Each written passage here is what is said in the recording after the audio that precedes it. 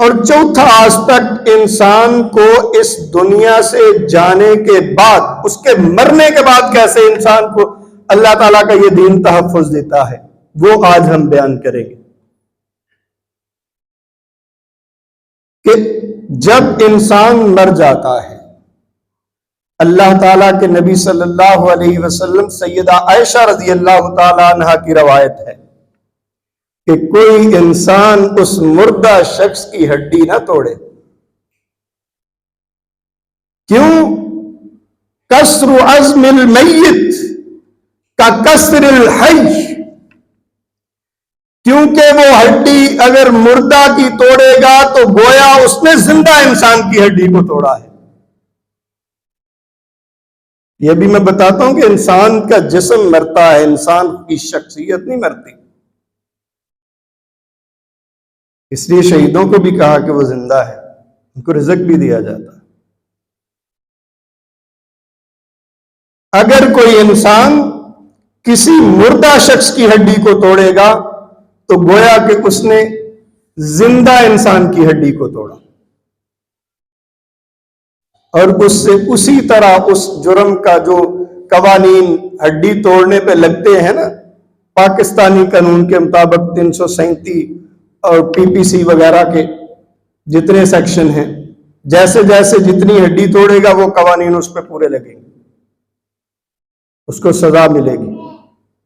یہ اسلام کا بنایا ہوا قانون ہے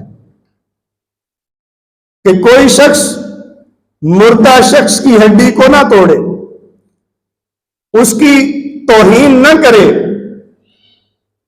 اور اسی طرح نبی کریم صلی اللہ علیہ وسلم جب اپنے صحابہ کو لڑنے کے لیے بھیجتے مختلف غزوات کے اندر، جنگوں کے اندر، تو ان کو اللہ تعالیٰ کے جو بنائے ہوئے اصول ہیں انسانوں سے متعلق، جنگ سے متعلق، وہ سمجھا کے بھیجتے، اللہ تعالیٰ کی حمد و ثنا بیان کرتے، پھر ان کو وعد و نصیحت کرتے، پھر کہتے کہ اوذو، تم لڑو ان کے ساتھ جو اللہ کے دین کے دشمن ہیں، جو دین کو ختم کرنے کے لیے آتے ہیں، جو دین کو روکنے کے لیے آتے ہیں، جو دین کو بگاڑنے کے لیے اٹھتے ہیں، ان سارے کے سارے لوگوں کو مار دو۔